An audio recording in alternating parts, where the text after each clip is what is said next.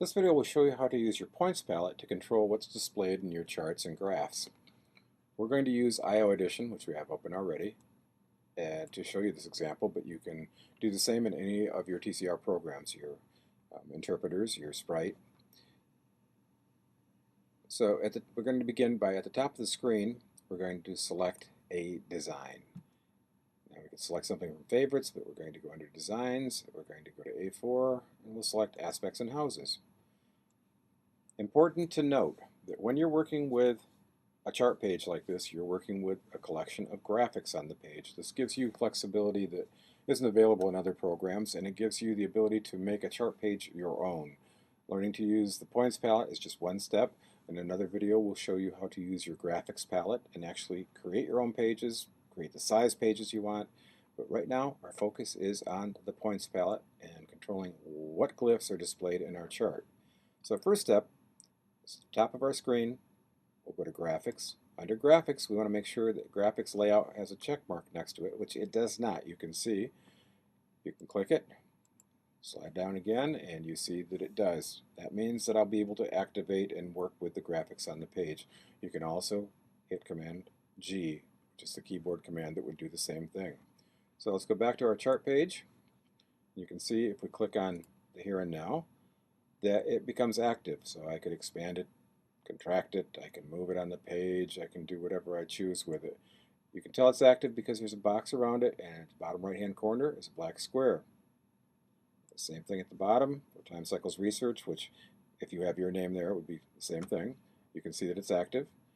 In this case, we want to activate the chart wheel because we're going to be working with that. So we'll click on the chart wheel. You see the fine line box forms around it with the black square at the bottom right hand corner.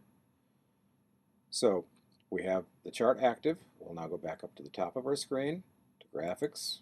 Under Graphics, you'll see that you can access the Points palette.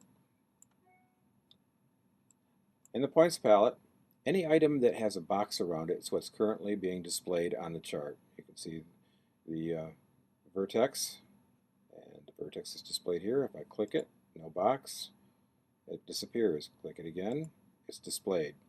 Chiron is not displayed on the chart anywhere. There's no Chiron. Click Chiron. Chiron's displayed. So you go through and you select those items that you wish to display. Now, various charts will have various options here. A chart that doesn't have obvious ascendant and midheaven markings, as this one does, ascendant and midheaven, will have the ascendant and midheaven available to you to indicate that you want them active. And in this case, again, we don't need it. So once you've set the chart the way you want it, you can either hit Command S on your keyboard, or you can just simply go up and close the chart. It'll ask you if you want to save the changes you've made, and you do. Click Save. It's closed. Now if we go back up and open the A4 design again, the one that we selected was Aspects and Houses. We open it, and you can see that Chiron has continued to be displayed. So is the vertex, just as we've selected. So no matter whose chart it is, those items will be displayed. You can turn them off or on, again, using the points palette. So that's a single chart. Now we're going to look at a bi-wheel as an example of a multi-wheel chart. There's some differences that you have to do in that. So first thing we're going to do is go up to Designs. Under A4, we'll select bi-wheel traditional. And here we have a bi-wheel. Now, all you have to remember is that we're dealing with two charts. The reference chart and whatever we have here for a secondary chart. We don't care, right? For this example, we don't care. We're having the here and now for both because it's the design we're dealing with, not the specific chart data that we want. So the first thing we have to do is break this apart. So you click it to make sure it's active. You see the square around it with the black square at the bottom means the wheel is active. And on your keyboard, to the left or right of your spacebar, you see the Command key. Hold down Command, and while you're holding down Command, hit the letter U.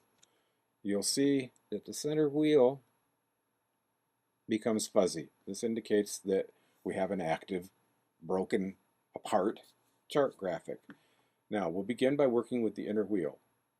So we'll click the sun as an example, and you'll note that the points palette, because I had been working with it, opens again, and all of the text on the inner wheel is fuzzy. That means it's active. That means I can control what I'm displaying. So let's go back to the points palette. And again, we're going to use Chiron. Click Chiron, the vertex. You saw that they came on. You can't see them because they're fuzzy, but they are on. Anything with a square.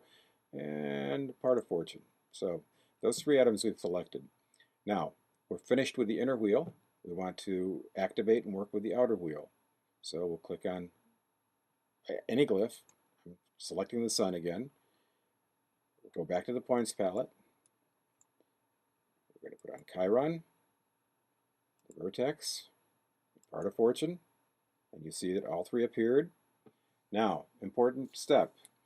We've put everything on the wheel that we want. We've turned off those things that we want to turn off. If you want to turn off like the north node, or the nodes I mean, click the nodes, they go off. Okay, that's just on the outer wheel. Nodes back on because I do want them on. So we're finished with this wheel, this design. We need to group it again. Go back to your keyboard, Command, hold down the Command key. While you're holding it down, hit the letter U, and you see that all the fuzzies disappear. That means that the wheel is grouped again with all of the changes that you've made. The nodes, the vertex, Chiron. Okay, so we're set. Now, by wheel traditional will always display as you've left it when you close it if you either hit Command S on your keyboard, save, or click the red button at the top left of the screen, close it, save. Now, let's go back up, open it again. We're back at Designs, A4, by wheel traditional. And you can see that we have the vertex, we have Chiron, and we have the nodes. Same on the inner wheel. So everything is as we left it. That's all there is to it. You would apply the same thing to a tri-wheel or a quad wheel. And again, it's by design, so once you've selected your designs and set them up the way that you want them, it's one step in making this program completely your own. In another video, we'll get into the graphics palette, which will allow you to do all sorts of changes on the page, including upsize the page, add multiple wheels. You can do a variety of things that are not available to you in any other software. So, enjoy, and if you have questions, always contact us. Thank you very much.